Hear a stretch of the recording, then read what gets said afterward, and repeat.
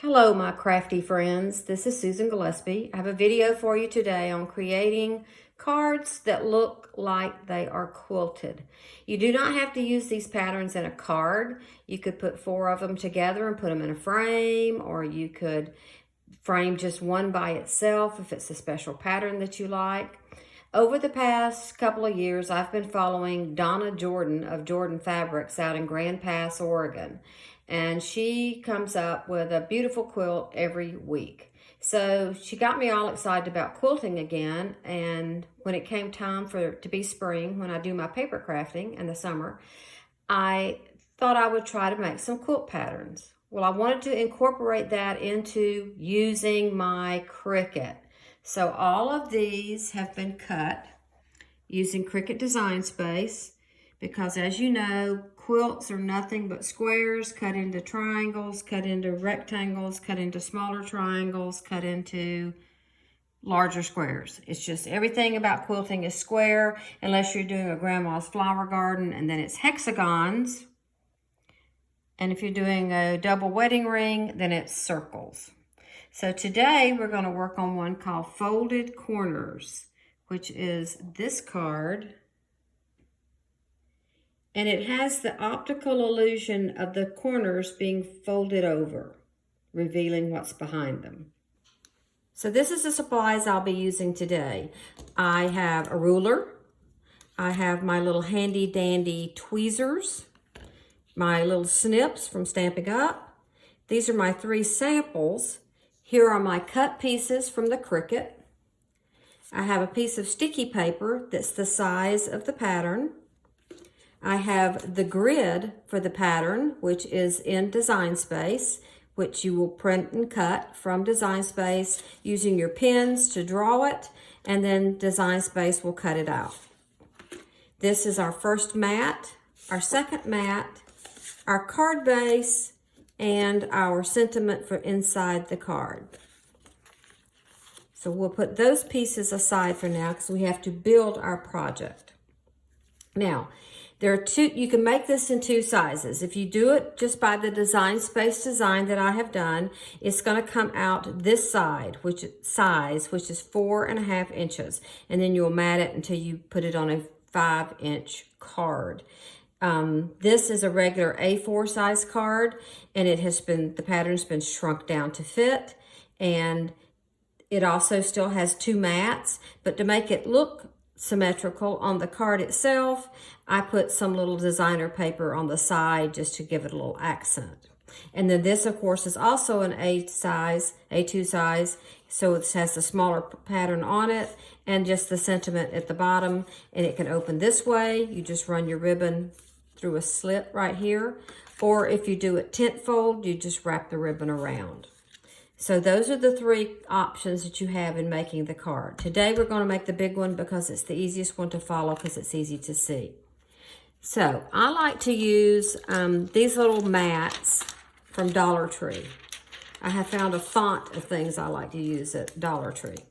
It's, you know, for $1.25 you get this little mat, and it's like a sticky mat, like a Cricut mat, but it's great for putting it down, and it holds your, I'll just use a little bit of washi tape and hold it to my mat. And I'm just using a plain mat today instead of a grid so that it looks better on the camera because it's not so bright white. And this is our pattern. I'll call it a grid. That's the layout. Okay, we're going to need our little tweezers. And what we're going to do, here are our pieces. Now, the thing about Stampin' Up! Paper, of course, is it's all 2-sided, which is great. Because if you don't like the side that you've cut, you can say, well, let me see what it looks like on the other side. But this is the way I'm going to use it just as I have designed it here. So we have our 4 corners that are the teal paper. And this is an old Stampin' Up! Paper. It's called Bohemian. And the colors that are in it are Delightful Dijon. It has Rich Razzleberry and Blackberry Bliss. And it has,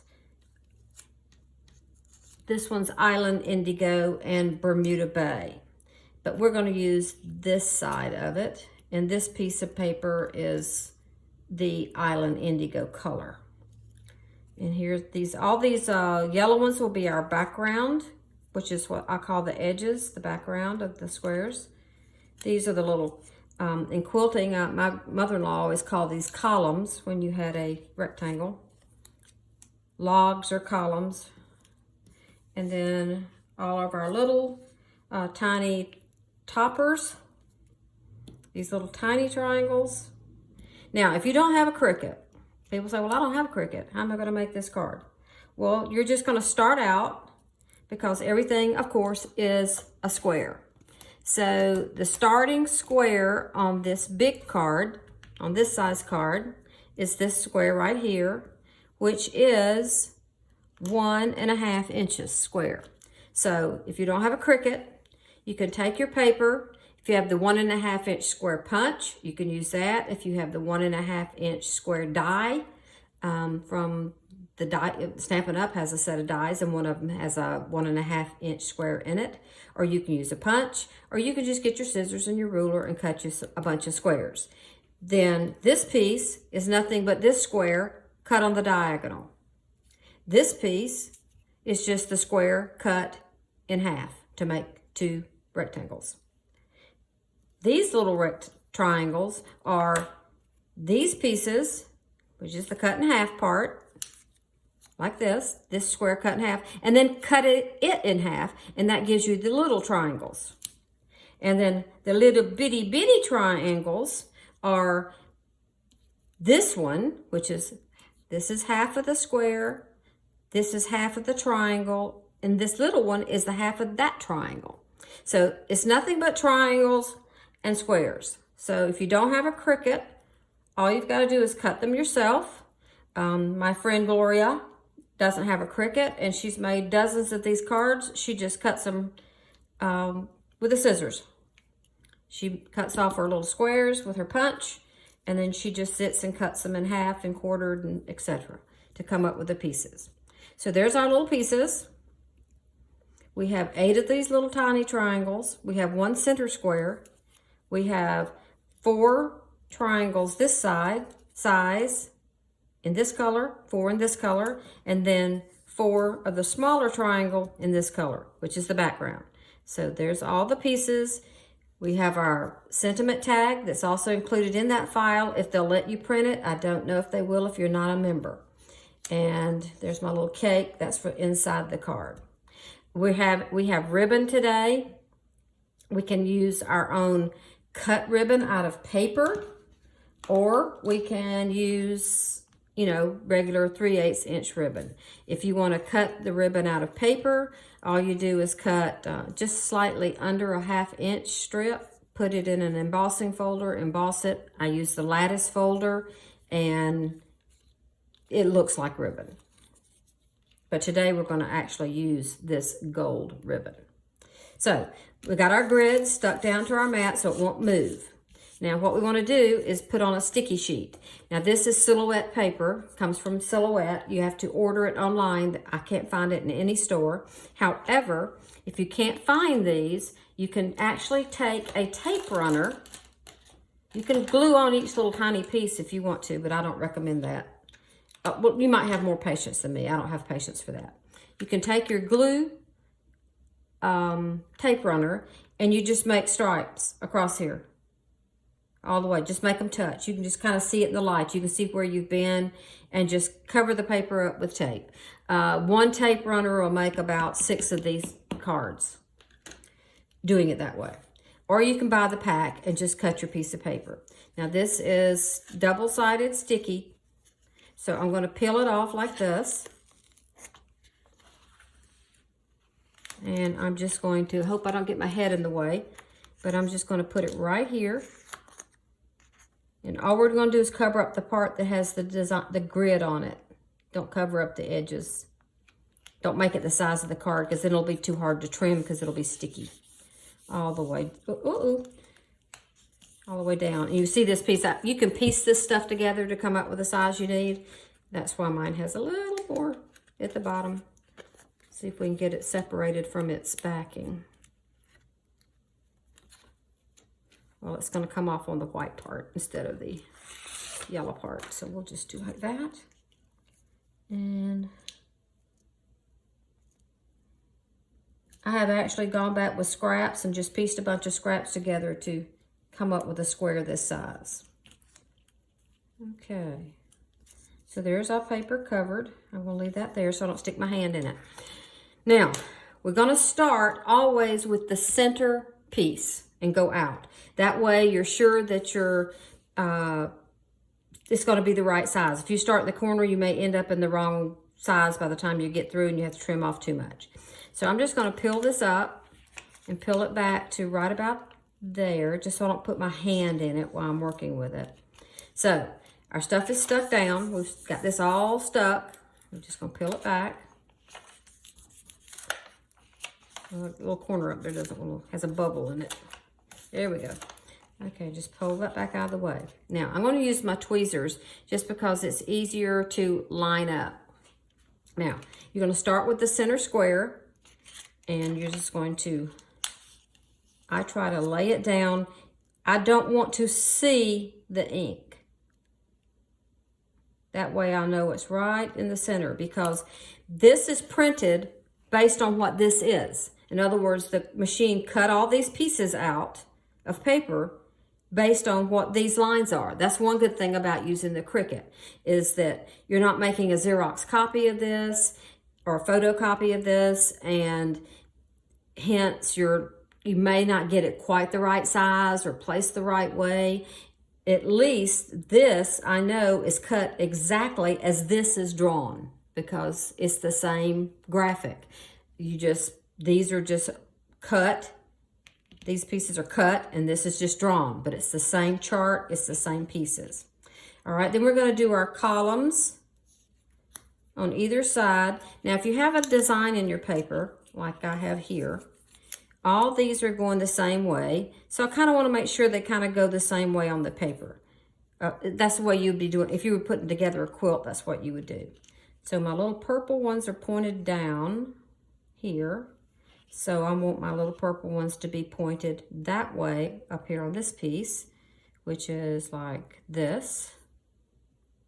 Now, one thing about these pieces, I didn't say this earlier, but one of my pet peeves is I like a dark color like this. I don't want to see the white paper here, even though most of Stampin' Up's paper solid core. They're just not all their designer papers are. So I take my pen, like this had a white edge. I just take the Stampin' Up matching pen, and I just hold the pen like this, and I just rub it down the side of the paper, just like that. And it gets rid of the white, so that when it's laid down onto your card, you don't really see any white blaring areas. This one, of course, I edged it with the Island Indigo pen, and the yellow ones I edged with the Dijon pen, and these I just did the teal pen since the back of it is teal. All right, I want my little purples going this way, so that one will go. And it's much, see, I was just about to put it, it's hard to get your hands down there, so I like to use the tweezers.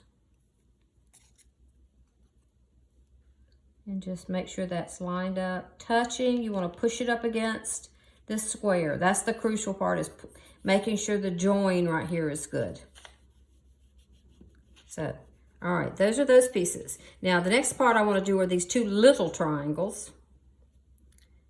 And I'm just going to go ahead and make sure that butts up against this piece.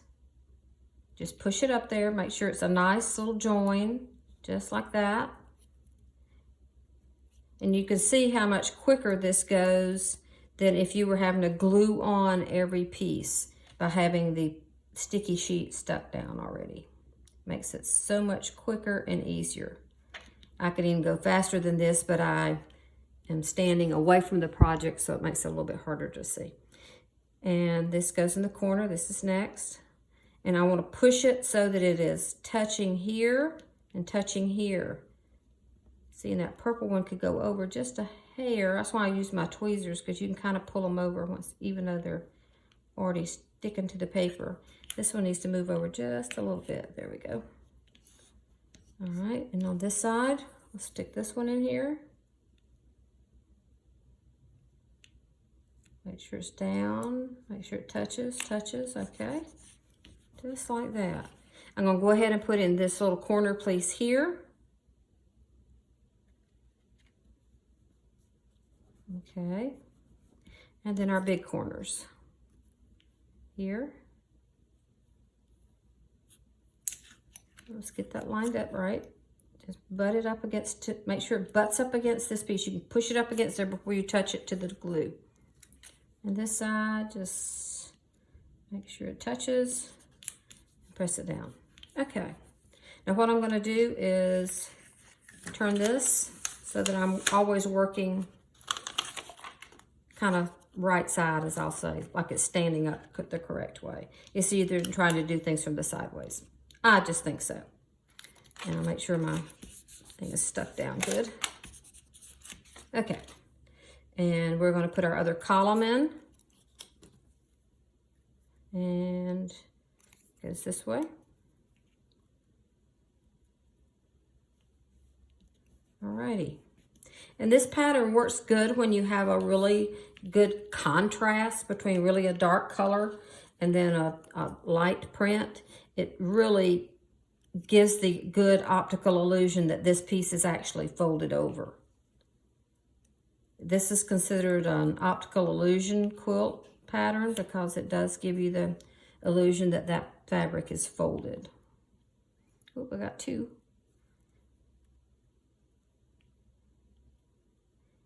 And in the Design Space pattern, you'll see there's more of these little triangles than you need.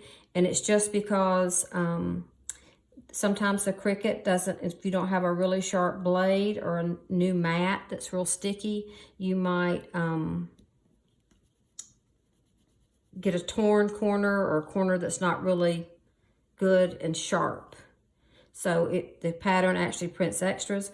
Plus, usually when I get to sit down and actually put the thing together, somehow I'll be missing one of these. Somewhere along the way, they fell on the floor or, you know, got sucked up or blown away. Okay, I'm gonna put my big corners in on this side. Just like that. Make sure that butts up nice and smooth. And we'll put our little, I think they used to call these epaulets when it was like a topper. This is like a topper to this square or this triangle. And I think my mother-in-law used to call them epaulets. I don't know why, because they're not really an epaulet. See, it's harder to do it from the side. It is better to come in from the top or the bottom. There we go. A little bit more difficult from this angle.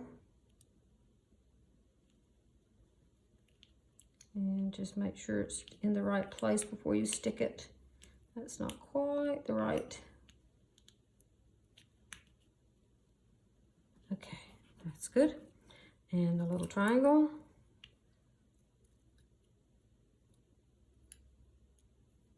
Just like so. All right, and we're going to turn it again.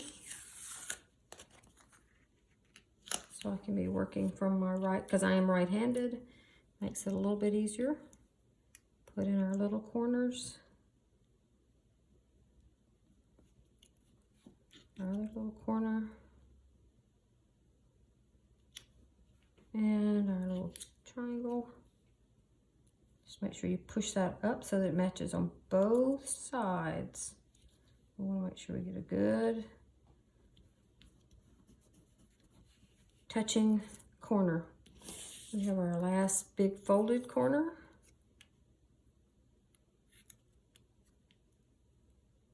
That's going to meet, and like right here, you can see that doesn't quite meet, but we are going to emboss this.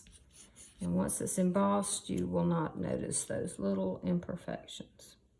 Unless you don't like the embossed look, then you don't have to do it. Okay, just like so. Okay, now I'm going to use my little burnishing tool. You can also buy these at Dollar Tree. Or they come with your Cricut if you're actually using your Cricut. So these little mats, these little things, all Dollar Tree purchases. Okay, it is nice and smooth now. Okay, I'm going to take it off of our little holder. We don't need this anymore. All right, now I want to go ahead, before I emboss it, I want to trim it and square it up. It's just like quilting. When you finish with a block in quilting, usually you are going to take it to your board with your rotary cutter and make sure it's all trimmed up and square. So I'm just going to put this on my guillotine trimmer. It's much easier to use this type of trimmer, paper cutter, than it is to use one of the sliding things, because this is kind of thick and you might tear up your edge. If you don't have this kind of cutter to trim it with, I suggest you just use your scissors. So I'm going to put it in here and I'm going to make sure it's all squared up. I don't want to cut my little points off. I want to make sure I preserve these little points, just like you would if you were actually using fabric and trimming. And we're going to, oh, it's got to go just a hair more, just like right there. Okay, I guess you see it barely cut off any of the pattern. And get this one lined up. And because this, we know this edge over here is straight now because I just trimmed it, you can push it all the way up and make sure that it's nice and square. Because that's what we want. We want our block to be square, just as if we were putting it in a quilt. Even though it's just on a card, it's not permanent. And depending on who you're giving the card to, it may go directly into the trash can. But at least you know it was perfect when it left your hands. As my friends say, oh great, another card I can't throw away. And that. Okay, that leaves it all trimmed, and it is now a perfect square. I want to make sure I don't have any of that green stuff showing. Oh, I see a little bit there, so as the perfectionist that I am, I have got to get that off. I'm going to just a teeny more hair. That's why you need this kind of trimmer. Let's see if I got it. Yay, I got it. Okay. Now, it's all trimmed up. Now, the next thing I want to do before I emboss it is, if you like the look of the little faux stitching, which in the Design Space pattern, you can let your Cricut do it for you by putting a pin in the pin holder, and it will make these little stitch lines on there for you. You just have to select which ones are the pieces you want to cut. There are pieces with the stitch lines and pieces without the stitch lines. So I've already done fake stitching on here. I think I like the way it looks, so I'm going to do it on this card. And I'm just going to use probably the dark purple on everything that's light, and on the purple, I'm going to use my white pen.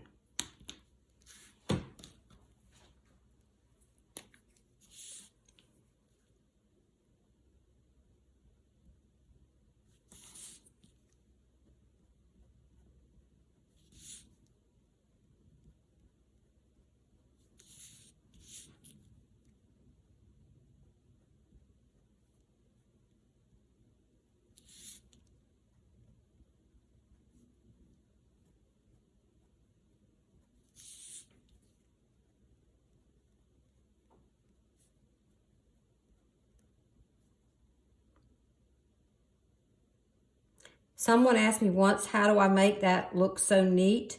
Well, I like to always go this way as if I were writing. It's a more natural movement to go to the right as if you're writing. As if you were sewing. You'd be sewing this down a straight line, and then you would turn your fabric and sew that way, and turn your fabric and sew this way.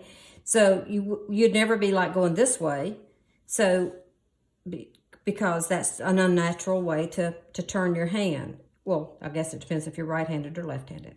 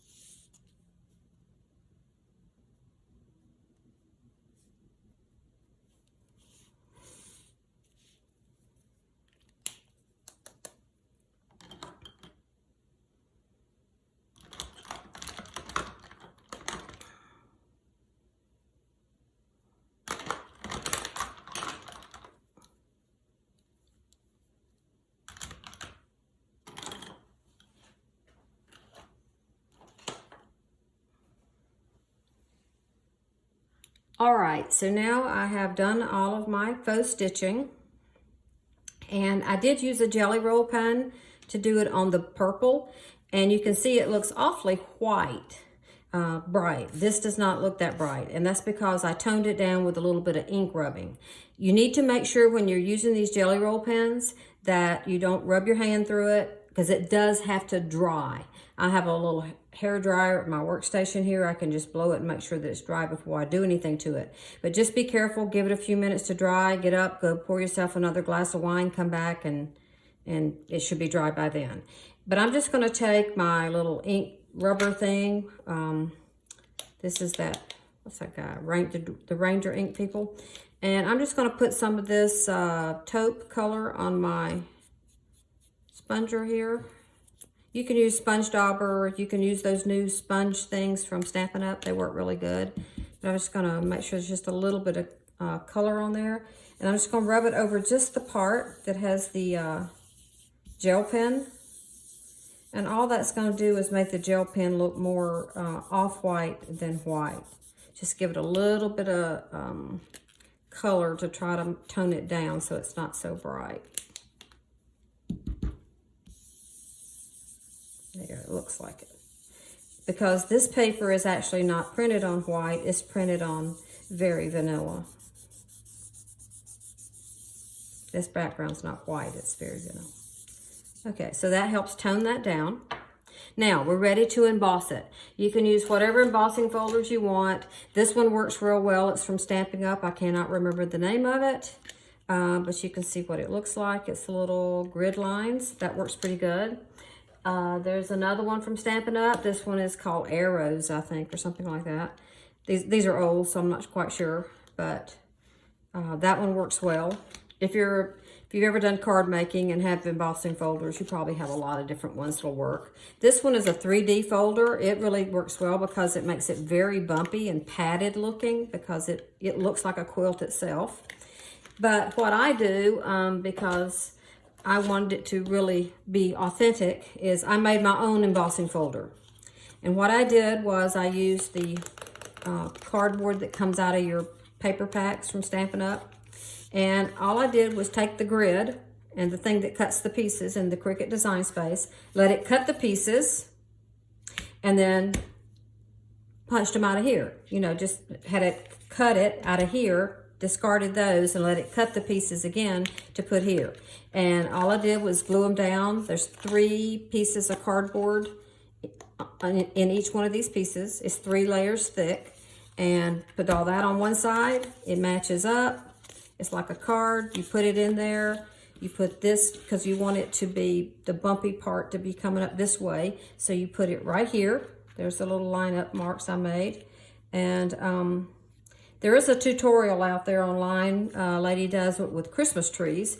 But she doesn't do it. She just does one thickness. And one thickness would work if you were just doing it on a piece of cardstock or a piece of paper. But this is already 2 layers thick. So it needs to be thicker in order to make it actually emboss it. So let's run this through the embosser. Okay, so let's run through the Big Shot and let's see how it did. Oh, perfect. You can see how thick it is, how much it's puffed up. You can't see that on film, but it is very puffy, as if it has been quilted in the ditch. And it has a nice, shiny, almost texture to it because it's been pressed. It's like a quilt square that's been ironed. So there's our focal point finished. I'm going to try to do a tutorial another time if you actually have Design Space and want to try to make your own embossing folders. Okay, here's the card. So we're going to now mount this to a piece of Blackberry Bliss, which is what this purple color is. And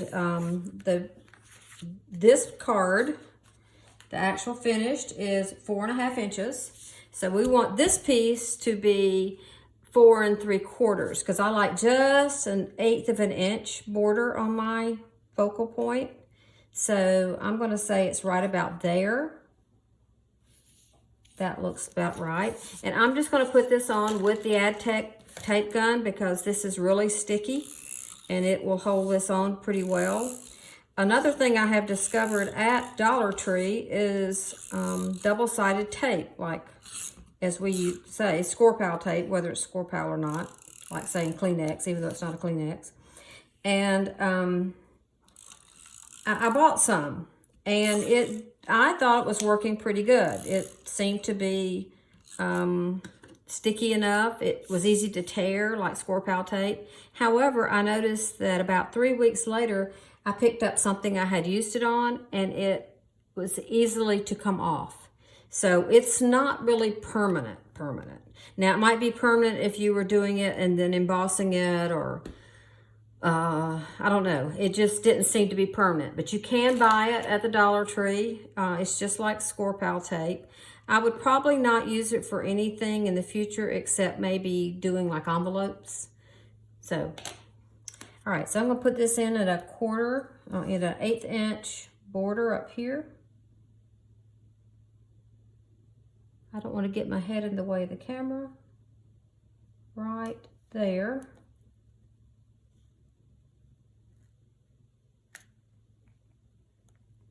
Okay. And before I press down, I want to make sure that looks good. That does look good. All right, now again, I'm going to use my trimmer. You can trim yours however you want to. I just like to use the trimmer.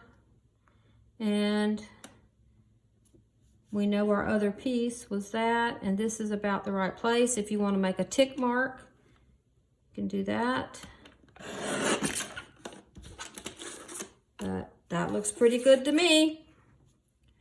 And right about there, that looks nice and straight.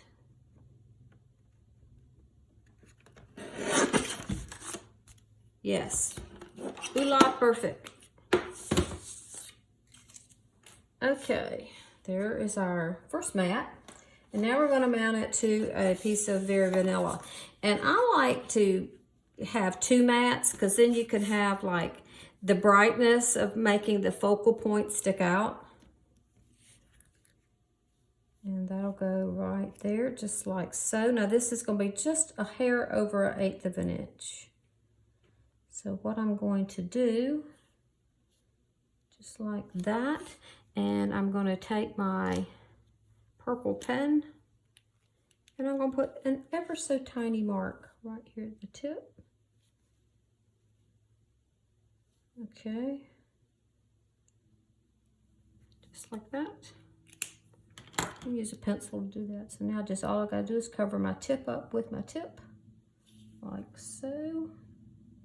And I've got just a little bit over 1/8 of an inch margin there. Get up there. Yeah, that looks good. Okay. And again, I'm gonna just put some Adtech on here. The Adtech tape is it's good and sturdy. I'm used to using like score pile tape a lot when it's a heavy card, because this is really a heavy card by the time you have all these layers. But I like to make sure there's a little bit on the corner like that, so that the tips don't get pulled up. Okay. And this is going to go right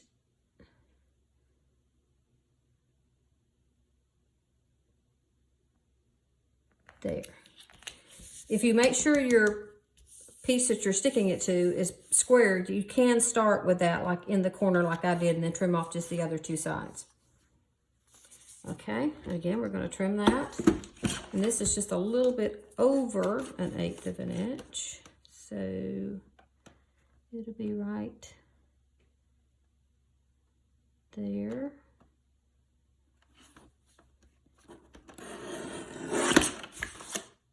And that looks pretty good to me. And then right about there. Perfect. Okay. Or as perfect as it gets in this house. All right. And I'll make sure there's no glue over the edge. I see a little bit right there. And if you have one of those glue removers, which I don't have mine in my box. Oh, there it is.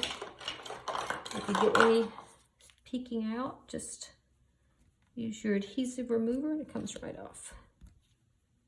Okay, everything sticks to this stupid adhesive remover. Look at that, look at that hair. Oh Lord. Okay, that one.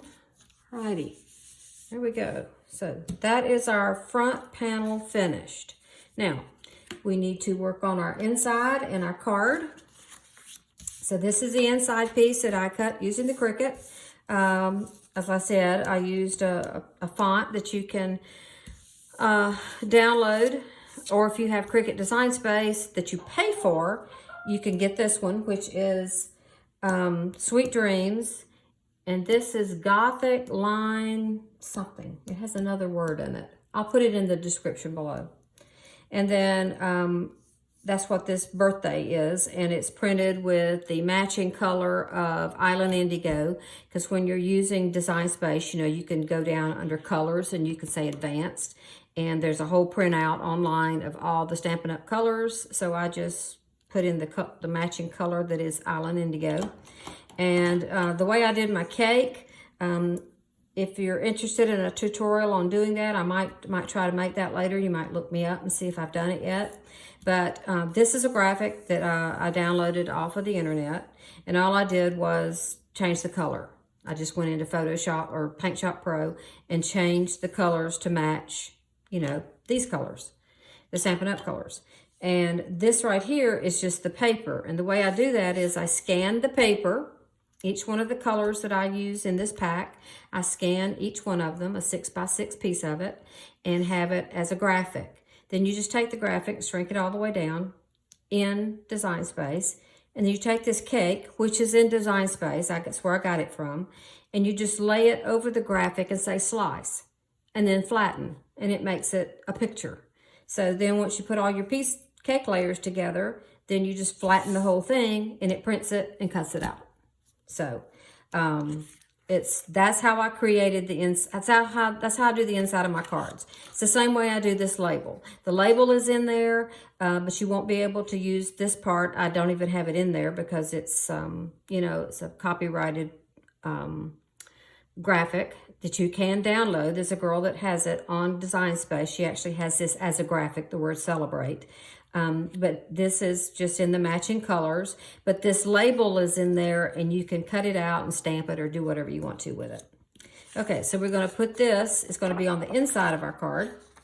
This is our card base. And this is not Island Indigo paper. This is a matching paper that actually matches it from Joann's. It's called Bahama, if anybody wants to know the color. So this is going to go right here. And I don't ever like glue mine down completely, because if something happens and I have to change it for some reason, I just put a few little dots to hold it in there. Now, it has also in the Cricut file, it'll cut out this little matching cake so that you can make the cake part dimensional. And I'm using the little baby dimensionals that come from Stampin' Up. And I will, because I don't like it when it has the white edges, to make it more like a shadow, I'm just going to put a little bit of this purple on the edge to cover up this white. Just like that. Now you can sponge it and use your sponge daubers and ink it and all that. That's way more trouble than I want, and I don't really like the look because it makes it look dirty. Okay. So that gets that white covered up. And now we're just going to stick that down right on top of the other one.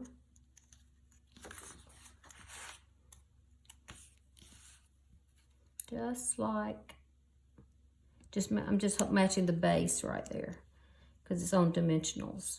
Ta-da. Okay, so that's our inside. Now, we want to put our tag on, and I'm going to use this ribbon from Stampin' Up. If you don't have matching ribbon, you can I just need like double the width of this, so about that much. Now, I did this one as 2 layers, and this ribbon is actually this purple piece right here, which is just under a ½ inch. It's been run through the lattice embossing folder, and in the pattern for this card is a piece that will draw lines on the back of a piece of cardstock and then cut it out, and then all you have to do is run it through your embossing folder and use your scissors and cut it on the lines that it drew. So that's going to go across there. So this is just going to be mounted to that. So what I'm going to do is actually put the tape on this ribbon. Just like, I'm just going to measure, I'm just measuring it so I can see how much tape I need. Just like that. All right, and then we're just going to lay that over this purple in the middle. It just adds a little extra interest. And you can also go back and put like stones in the middle, or some cabochons in the middle, or some other decorations that you want.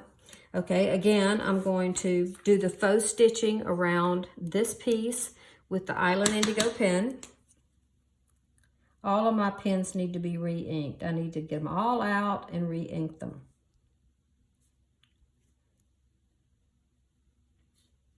They are old.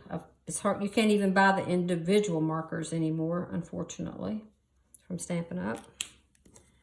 Unless you get a kit that has them in it or something. Okay, and we're just going to feed this through this way.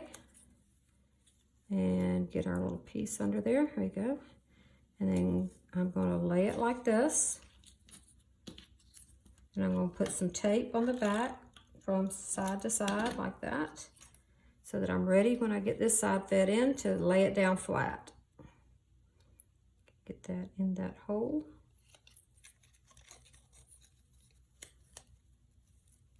Just like so. Get in there, you. Get in there. Okay, and just get it in the middle. We want to make sure that our purple goes all the way to the sides. Okay, just like that. Okay, now I'm going to press that down so it's not going to move. Okay, and that'll be right in the center.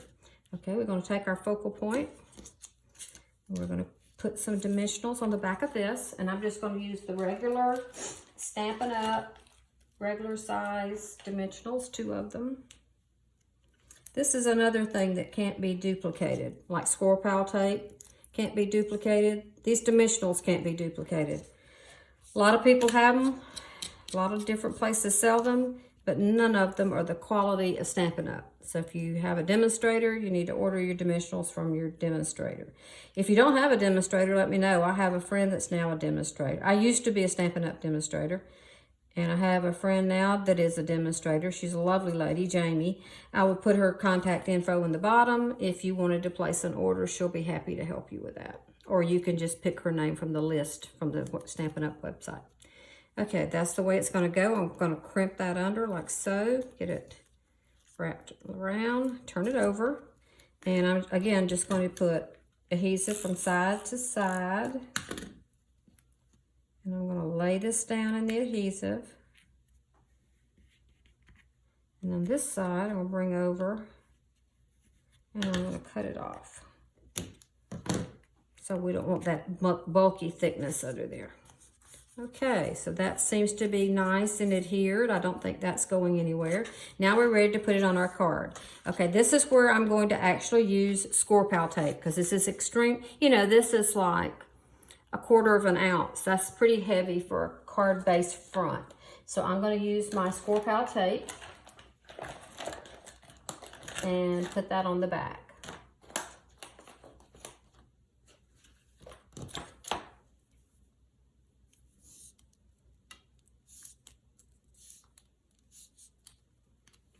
Okay, so we're just going to put that around the edges, because we can put it right up to the edge and get a nice, good sticky so that it's not going to come off. I mean, I don't think you would mail this card. Well, you could if you didn't add any more embellishments to make it any thicker. It's non-machinable already because it's a square. So if you were to take it and mail it at the post office, I don't think you'd have any trouble. But usually I make these cards to go in with my gift because they are square and kind of heavy. And I'm going to put just a little bit of tape right here in the middle to make sure it doesn't bow out. Okay, there is that. And I'm just going to line it up. Oh, I'm not going to line it up till I take the paper off this tape. Got ahead of myself.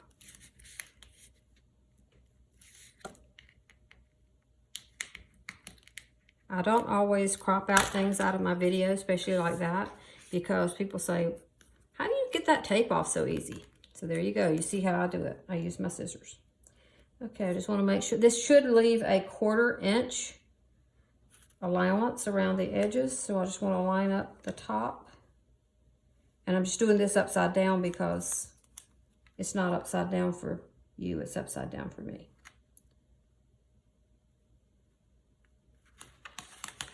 Well, that's not the center. Lay flat, you. I'll just do it this way. It's easier to do just one corner at a time. Okay, it is a little, this card base must be a little shorter than it is long.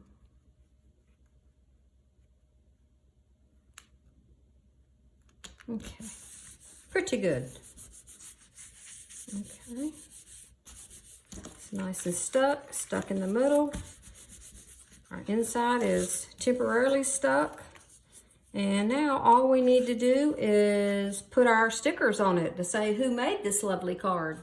Okay, so let's put our label on. It's a big label. Okay, just put that on the back so they'll know who made the card. And we're gonna have our envelope, which also gets cut by the Cricut. You'll need a 12 by 12 piece of cardstock, and I use the thin cardstock that you can get at Hobby Lobby in a big pack. It's got a lot of pastel colors in it, so that's perfect for envelopes. So this is going to be, oh, I put the tape on the wrong side of the envelope. But anyway, it goes like this. And when you have this on your Cricut mat, this is how it's going to be. It's going to be a 12 by 12 sheet. But of course, the Cricut only cuts 11.5. So when you get up to this point right here, you're going to have to just snip those off to get your paper off of your mat. So it goes like this. I'm just going to leave that tape on there since I screwed that up. And that's the flap. So I'm just going to put some tape here.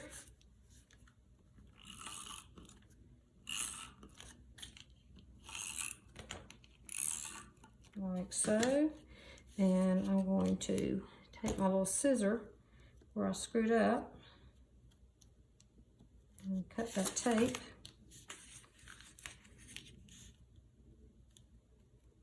See, everybody makes mistakes. And I'm just going to take that and I'm going to peel the tape off because it hasn't been on there that long. I don't even know why I put it on there. I usually don't do that till I'm ready to mail it. Okay, I'm going to get that off. Get this side off. And it really doesn't matter because nobody will ever see this part. But I don't want it to stick to my card. Okay, there we go.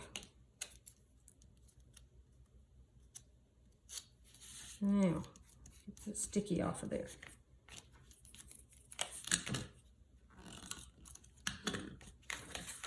And get that off. Now, fold that up. Make sure there's nothing sticky. I usually use glue for that anyway. I don't know why I even put any tape on there. That's a gluing thing. And then it should hold your card perfectly. With a little wiggle room. And there it is. I hope you enjoyed the project, and if so, give me a thumbs